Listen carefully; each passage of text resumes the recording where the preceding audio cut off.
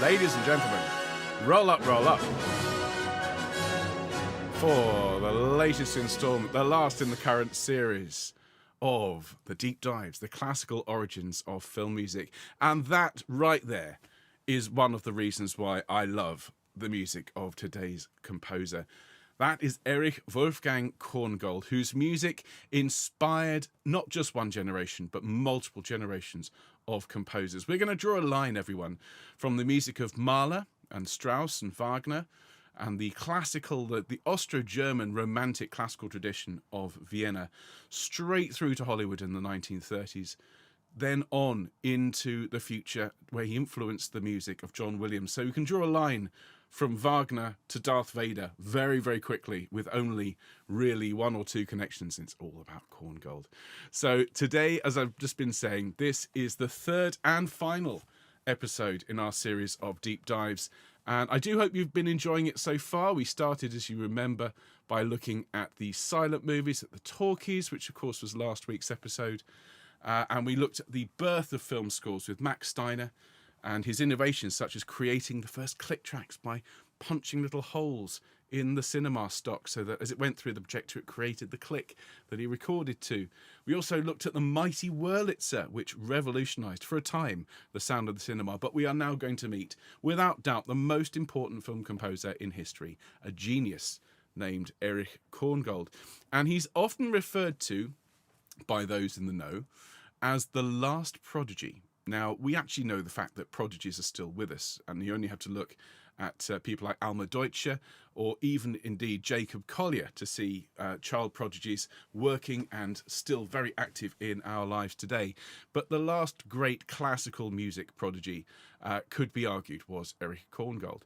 He was known for his stirring compositions. He was a trailblazer who had an enormous influence on the sound of cinema. He was, as I say, a child prodigy turned Hollywood hitmaker. His life was as dramatic and filled with twists as the movies that he wrote scores for. And in the coming presentation, we're going to embark on a journey through his life, his career, his struggles, his victories, and the legacy he left behind. So let's start off at the beginning. Korngold was born on May 29th in 1897, so just the very last years of the 19th century. He was born in Austria-Hungary, which is now the town of Brno in the Czech Republic. His father, Julius Korngold, was a well-respected and noted music critic for one of Vienna's most influential newspapers, Die Neue Freie Presse. And this close proximity to the music world had a huge influence on the young Erich, as he was not only exposed to the music of his time, but also to critical discussions of it. His mother, too, was very musical, and she began giving the young Erich piano lessons when he was just 5 years old. And it wasn't long before his extraordinary talent came to the surface. He had perfect pitch, which is that ability to hear a note and know exactly what it is. And he could replay on the piano a piece of music that he heard just once. We've heard that before, haven't we? We listened to the music of Mozart. This is very, very similar. His childhood, therefore, was absolutely steeped in music, and the stimulating environment of his home, there was music everywhere, there were instruments in every room. This formed a solid foundation for his later works. It's important as well to just bear in mind that although Mozart was a child prodigy and was able to reproduce the sound of pieces on a piano, having heard it only once, Korngold's style was far more mature and far more developed than Mozart's was. It took Mozart actually a couple of decades, despite his amazing, prodigious start, to develop his own style. We've discussed this before on the channel. But Korngold was relatively fully formed, musically speaking, to the extent that he famously showed his cantata, which is shown here, which was called Gold, which he composed at the age of 9. He showed it to Gustav Mahler in 1906, and Mahler proclaimed the young Korngold a genius. This is a 9-year-old boy. Richard Strauss, he of Also sprach Zarathustra, also met the boy and said that he had looked upon him with a mixture of fear and awe. And there's this wonderful, wonderful cartoon from the turn of the 20th century here showing Wagner, Reger, Korngold on the piano, the little prodigy sitting there, Arthur Nikisch and Strauss and D'Albert. All of these were prominent romantic composers. All I love the way they're all sort of standing around just looking at him, regarding him, while he is sat there, well, rather professorial, with his balding head at the age of 9 and his little glasses there. Now, when Korngold was only 11, he wrote a ballet called The Snowman, Der Schneemann, and it became a sensation in Vienna, not just because it was written by an 11-year-old, but because it was actually really good. And this was followed by his piano sonata, which he wrote at the age of 13. He wrote several one-act operas, including a really successful one called Violante, and they were premiered in Munich in 1916, so he was only 18 at that point. At the age of 23, his opera, which was called Die Tote Stadt, which is the Dead City, premiered in both Hamburg and Cologne and were hugely successful. By 1921, he was conducting the Hamburg Opera, and by 1931, he was a professor of music at the Vienna State Academy. And you must remember that these are hugely prestigious roles that somebody that young would never normally have been awarded or offered. So it's very clear that Korngold was on track to becoming the most prodigious and respected composer of the early 20th century. Very much the heir to Mahler and to Wagner, the successor to Strauss. However, world events were soon to prove an irresistible force in the life of the young Korngold. Now, of course, alongside Korngold's development, as we've discussed in the last couple of weeks, the advent of motion pictures and talkies was upon the world, and these were unbelievably popular entertainments. They swept through the world. You saw cinemas suddenly springing up everywhere, even to the extent that existing concert halls were being hurriedly repurposed and refurbished to make room for cinema. And where I live here in Bristol, the Colston Hall had a brand new circle added, which meant building out over the top of the audience to allow more people to come in to watch the cinema screens. And so there's no getting away from the fact that the future of classical music lay not just in the dusty halls of the Vienna State Academy, but also in the cinema. Now, Korngold first visited the USA in 1934 at the request of the noted director Max Reinhardt. Now, Korngold was asked to write the score and to adapt the score for Reinhardt's celebrated A Midsummer Night's Dream film. And this meant, rather than composing, at least for the most part, Korngold was asked to adapt and to repurpose Mendelssohn's wonderful music for this picture. And this version of the Shakespeare play was a huge blockbuster, featured such legendary names as Olivia de Havilland, Jean Muir, James Cagney, Mickey Rooney. This was an all-star cast. And of course, they needed an all-star composer to write the score. So Korngold, with his immense stage background, remember he had written and produced a number of operas which have been very successful, Korngold immediately understood how film music worked. And he produced a wonderful score, adapting Mendelssohn's music and even composing new music for the scenes that didn't have Mendelssohn's originals, based on Mendelssohn's songs without words. So he took to it like a duck to water. He was initially invited to come over to the USA for 6 to 8 weeks, but in the end, the project took nearly 6 months to complete. And this time in Hollywood was spent learning his craft and the craft of fitting music to film. On seeing a reel of film, he once asked a technician how long a foot of film was. And the reply came back slightly puzzled, well, 12 inches, obviously. And Korngold retorted, no, how long does it last on screen? And it turns out no one had ever taken the time to work that out. Nobody knew the answer. And on finding that the actual length of time that it took to show a foot of film on screen was 2/3 of a second, Korngold apparently smiled and said, exactly the same length of time as the first 2 bars of Mendelssohn's Scherzo. Love it.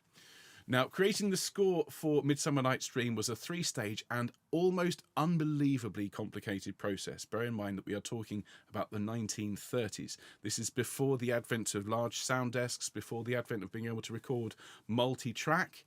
And so what this meant was that Korngold composed in his screening room, more on that in a moment, and he made preliminary recordings of the score on a piano, and then he conducted the studio orchestra for complicated simultaneous takes as the film was shot.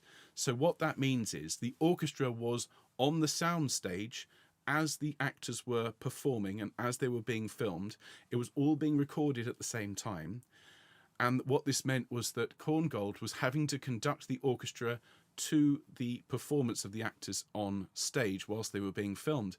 And it even got to the point where Korngold was conducting actors speaking their lines so that they would synchronise with the score. Nothing like this had ever been done before. And of course, it doesn't work like that in motion pictures. Now the score is recorded often months, sometimes years after the action is shot. But this was the very, very early days of film. And just imagine the size of score, imagine the complexity, imagine the heat, imagine the smell of all of those people all crammed into a soundstage.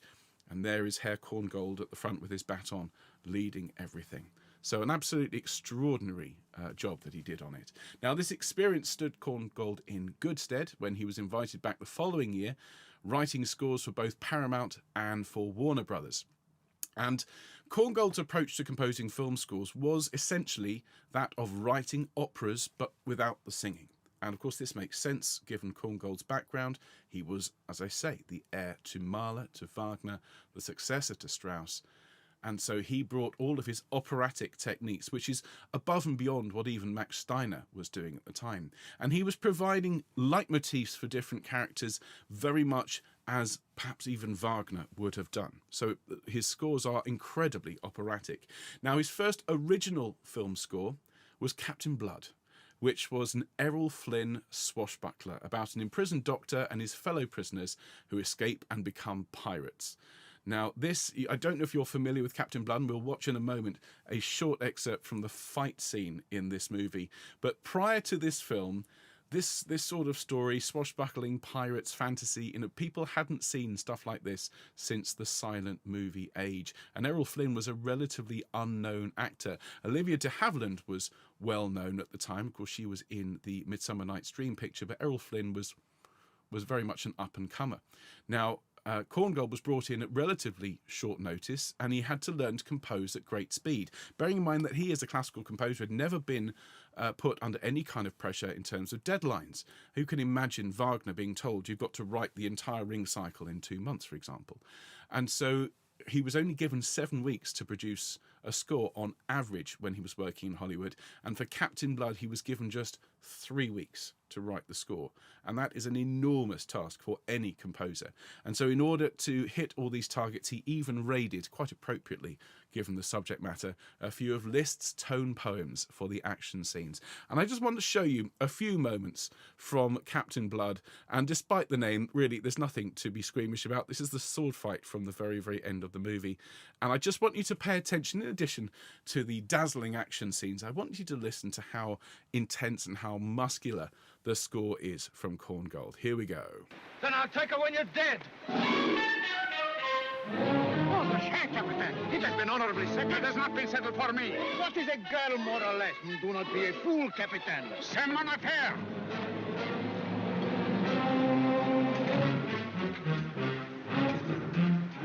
Two breaches in our articles committed by you, you should be marooned. It's what I intended for you in the end. But since you prefer it this way, you muckrake, wait, I'll be humoring you.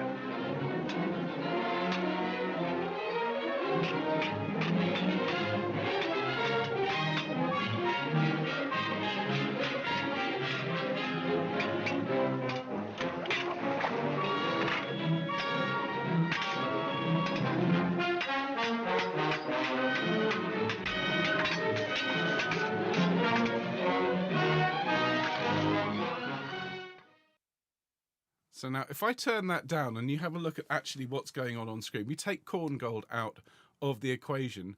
It's a couple of guys on a beach clacking swords together one after the other. It is Korngold's music that elevates this from a fairly pedestrian, afraid to say, bit of fencing to something really very exciting. And of course, Basil Rathbone just chewing on the scenery like nobody's business. Now, of course, Captain Blood was a huge hit. One of the first of this genre in decades. And the score by Korngold garnered an Oscar nomination. And as this was Korngold's first symphonic film score, it also marked a milestone in his career. On the strength of this work, he became the first composer of an international stature to sign a contract with a film studio. Remember, of course, that Max Steiner, although he became a composer of note, arrived in the USA a pauper, effectively fleeing persecution in the First World War. But Korngold had the respect and the authority of having been a professor of music in Vienna and the heir to Mahler and to Wagner. So him signing a contract with a major film studio was a big deal. This film also launched the career of Errol Flynn. And Korngold would go on to score 6 further films starring the actor. And in addition, as I say, Captain Blood opened the way for other costumed romantic adventures which hadn't been seen since the silent era. But of course, the most famous, and I suppose best loved of all the Errol Flynn / Korngold movies is this one, The Adventures of Robin Hood. And the story of the creation of the score is perhaps almost more exciting than the film itself.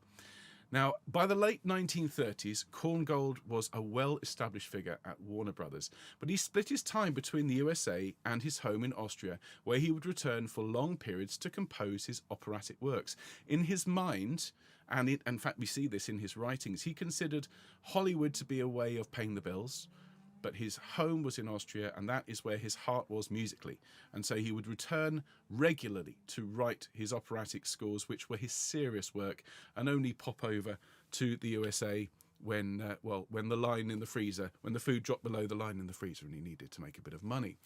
Now, with the script for The Adventures of Robin Hood, and of course with Errol Flynn signed to the picture, Warner Brothers knew that they would have a huge hit on their hands, but they needed that Korngold magic. They needed him to sign on to the score. So after the film had been shot, they invited the composer and his whole family over to Hollywood to view a screening of the film. This was a fateful moment. The Korngolds made their way to America in February of 1938, where Korngold sat with his family, eating popcorn in the screening room, watched the film, and turned Warner Brothers down flat. His reasons were that the film was too action-driven, with little opportunity for his music to breathe. And bear in mind, of course, that scoring action scenes is really very demanding for a composer. You need to have exceptional timing and precision, and you're using the full orchestra, so it's a lot of notes and a lot of cues. It's very, very demanding. So he said no, and stayed around for a little while, but was about to head home when... Dum, dum, dum. Well, as I said, history was not about to stand still for anyone, not even a composer as famous as Korngold. On the 12th of March 1938, whilst the Korngolds were still in the USA, having just turned Warner Brothers down for Robin Hood, the Nazis annexed Austria, Korngold's home country. As a Jewish intellectual, Korngold's property, holdings and money were all confiscated, and his music was banned. Unsurprisingly, Korngold took the Robin Hood scoring job, he and his family having escaped by the skin of their teeth. He was to spend the next decade in the USA and became the foremost film composer of his age.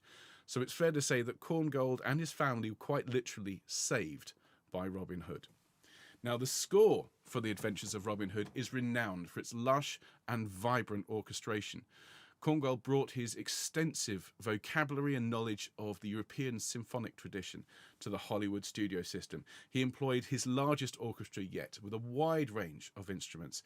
He made really imaginative use of the orchestra to depict different moods and different settings. For example, he often uses brass and percussion to underscore the action scenes, whereas the love scenes were scored with beautiful lyrical strings to evoke romance and tenderness.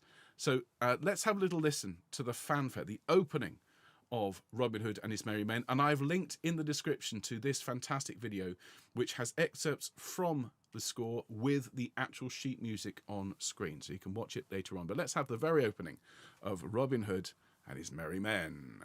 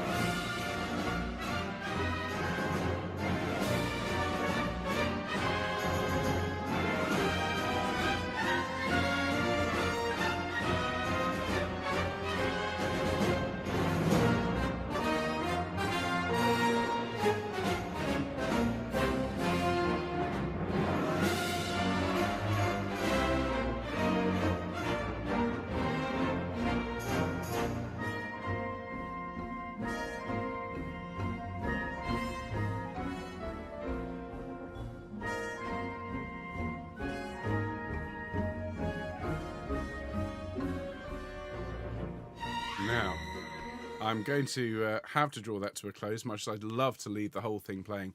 But those of you who perhaps never heard that or haven't heard it in a while might be thinking, that sounds so familiar. You've either heard it before or you've heard a lot of film music that sounds just like it. This was Genesis for this kind of film music. This was the first time that anyone had written music that sounded quite like this for a film. Now I want to give you another example of Korngold's genius from The Adventures of Robin Hood. This is the scene where Marion and Robin begin to fall in love. And as you listen, obviously you'll be drawn into the dialogue, but I want you to listen beyond the dialogue, because you can hear that Marion is still unsure of Robin at the start of this scene. The love theme is introduced, but it's very timid, and it's got shifting harmonies underneath it to just kind of reflect her uncertainty about the outlaw. But as Robin speaks, a new confident theme appears on the cello, and Marion realizes that he is an honourable man. And this is all done with the genius of orchestration and composition. And finally, the love theme emerges in its true form, still gentle and unfulfilled, but hopeful. Have a listen to this. Oh, I'm sorry, folks. I seem to have an issue with my file. Okay, I'll link that one in the description. It's absolutely lovely. Now, let's talk about Korngold's stature and success in his early scores, because this allowed him the most extraordinary terms as a composer. Bearing in mind, poor old Max Steiner and other composers of his ilk were required to crank out as many as 15 or more scores every year, so they were working under very intense conditions. Korngold was required to produce only 2 scores per year, and he had free choice as to which scores he could produce. He worked in a private screening room next to the soundstage, where he would compose at the piano with the film being projected on the screen. More astonishingly, bear in mind he's a composer rather than a director or an editor, he was given editorial control over how the music was to be used in the films, even deciding to change scenes or request cuts to fit his music. This is absolutely unheard of and has very rarely been replicated since. And this unprecedented move allowed the music to control the flow of the scene rather than vice versa. And this led to this era's music having a broader operatic feel. Now I want to just show you, and hopefully if it works, an amazing bit of footage which is of Korngold in his screening room, and this was recorded in the early 1930s. As far as we're aware, this is the only footage in existence of Korngold actually physically playing the piano. Here we go.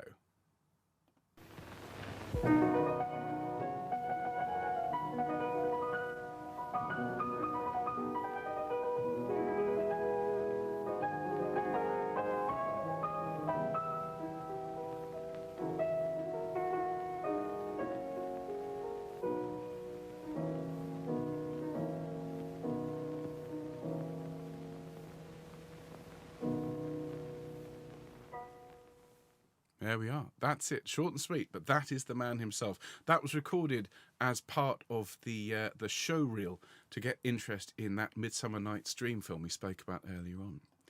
Now, he would go on to score, as I say, many, many more films, including plenty more for Errol Flynn, including The Seahawk, which was actually his last score for a Flynn blockbuster, is generally considered to be the best of the genre. The film was over 2 hours with all but 20 minutes fully scored. It was one of the longest films he ever worked on. It's full of exceptional themes. It was considered a tour de force of rhythmic energy and exactitude. But most notably, this was the last time that Korngold would write a score for an action film, full stop. He was exhausted. He wanted to score different kinds of films. And so he went on to score The Sea Wolf, which was based on a story by Jack London.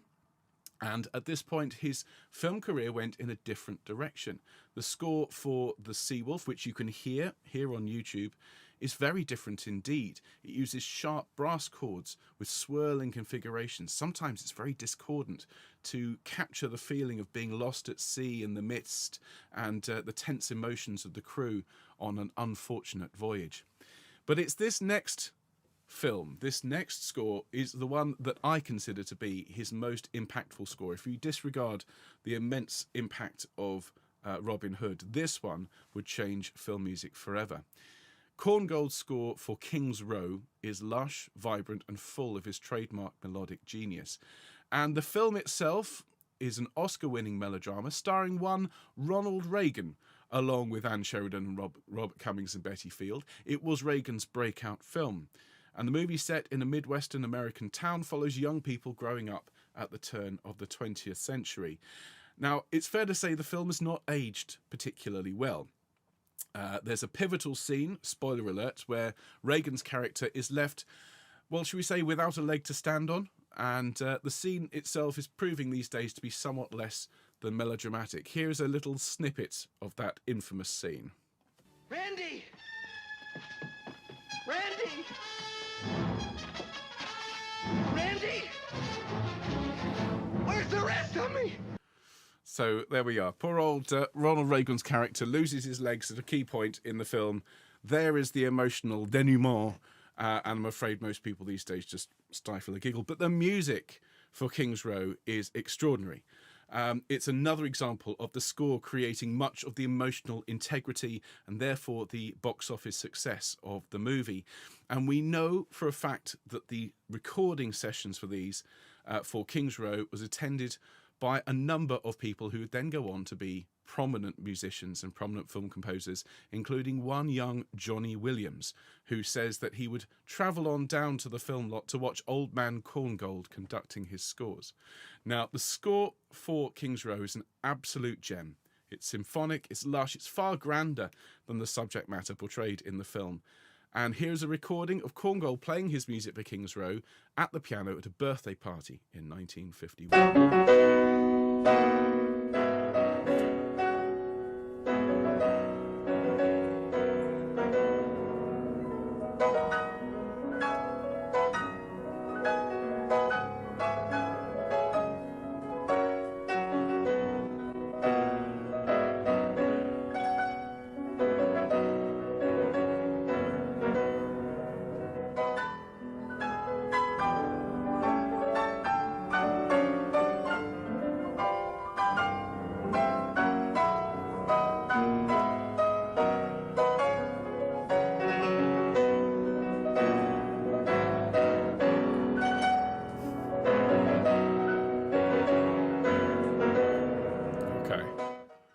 So I've linked to the full videos, a good 20 minutes of Korngold playing his own music, well worth listening to. But this is what it sounded like when it's orchestrated and performed by some of the best orchestral musicians in the world. This particular performance, which again I've linked to in the description, is absolutely phenomenal. And I would thoroughly recommend everyone after this broadcast listen. If you only go for one of the links in today's session, listen to this. This is King's Row by Korngold. No, that's the wrong one. Bear with me a second, folks. Okay, I'm going to have to play it on this one instead. Bear with me 2 moments. Rife with technical problems today. Here we go. This is the one.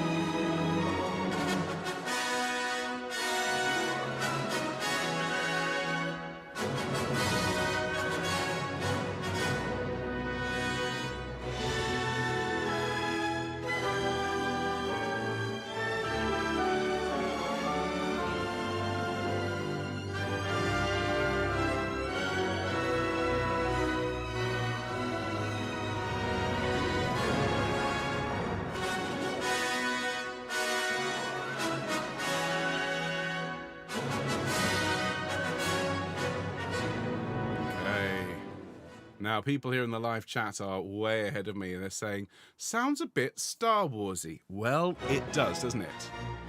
It really does. Ba ba ba ba ba ba ba ba ba ba. It's very, very clear that dear old Johnny Williams, when he was still Johnny Williams, as opposed to John Williams as we know him now, the godfather of modern film music, when he was sat there rapt listening to these scores being recorded. It was all going in.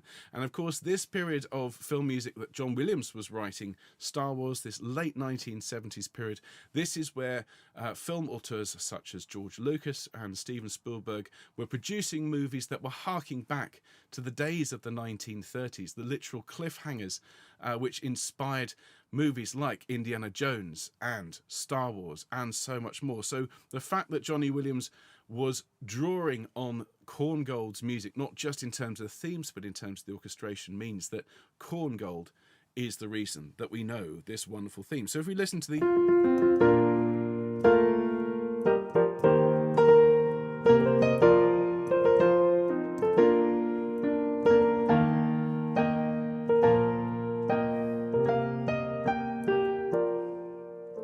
Sounds very familiar because...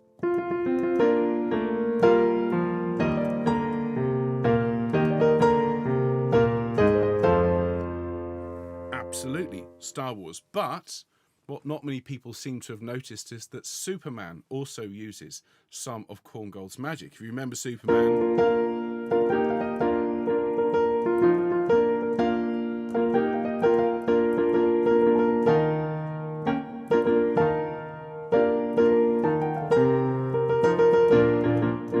Did you hear it?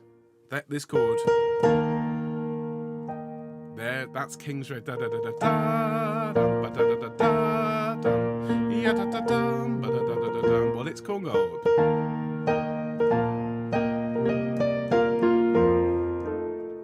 So without Korngold's music, we would not have these amazing symphonic scores from John Williams, and Star Wars and Superman and Indiana Jones and so many of the films from that era would sound completely different. Would they have been the success that they are? Who knows? But I do know that the soundtrack to these films have sold more than any others. Now, one more before we finish today. One more score. Korngold was not a well man by the end of the 1940s, and this film here, Deception, was his last film score and perhaps his most musically rewarding. And this is a coming full circle for Korngold.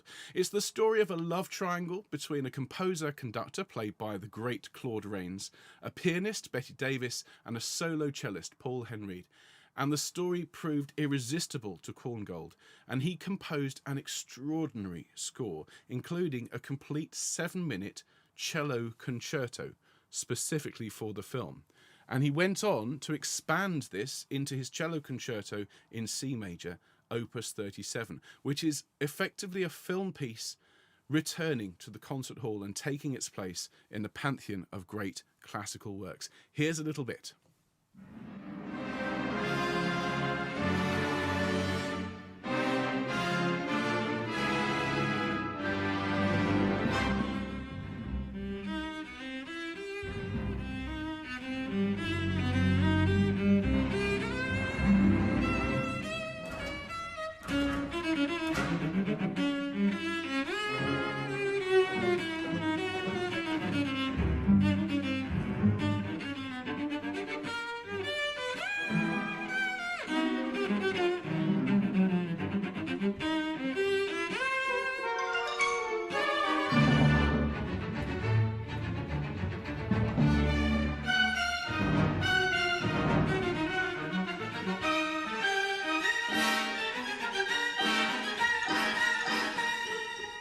And it's quite remarkable how, although this is absolutely a film for the concert hall, you could hear it all just with any bit of action movie footage shot by Spielberg or any of his ilk.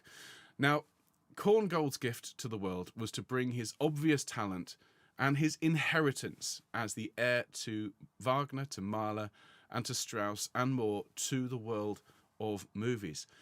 Without the advent of the Second World War, it's very likely that Korngold would likely ultimately turn his back on Hollywood and would have spent his life in Austria producing grand operas and other works, possibly concertos, ultimately, I should imagine, symphonies. But instead, because of the fact he had to stay in America, he gave us a symphonic sound world which is rooted in the greatest classical tradition, and he set the stage, quite literally, for generations of film composers to follow in his footsteps. Now, everyone, I'm going to draw it to a close there. That's the end, not just of our episode today, but indeed of our series. But as always, I have put in the description, I've put links to all of the excerpts, all of the pieces that I've shared with you today. There is one that I'd like to really commend to you, other than the King's Row Symphonic Suite, which you will love. There is a link to a documentary which is about an hour. It's about Leonard Slatkin and about Korngold. It was originally put out on the BBC, and someone has put a sneaky copy of it up here on YouTube, and it is genuinely fascinating. If you have any interest at all in film scores, please do watch it, and I'm sure you'll enjoy it. One note is that the first 90 seconds of the documentary are silent, which is a little bit annoying, but the sound does start after that first 90 seconds, and it is genuinely compelling. I think you'll absolutely love it. In the meantime, everyone, I hope you've enjoyed today's whistle-stop tour through the life of one of the great composers of the 20th century. The fact that he wrote for film was neither here nor there. He gave the world that soundscape and that language which we now rely on to tell us how we feel when we go to the movies. So I look forward to seeing you again very soon. That is the last deep dive for now. Of course, this time next week we'll be on our last live stream before the summer, and I'll tell you on Friday what you've got to look forward to over the summer. We will be having some reruns, yes, to be sure, but there's some extra content which we've been working on really hard, which will be premiering, so you'll have lots of new stuff to enjoy as well. So I'll see you Friday for something completely different. We're going to have a song by yours truly and my kids called Ghost Bus. But in the meantime, I shall leave you from the mists here in Hollywood and have a really good day. Take care, folks. Cheers. Bye-bye.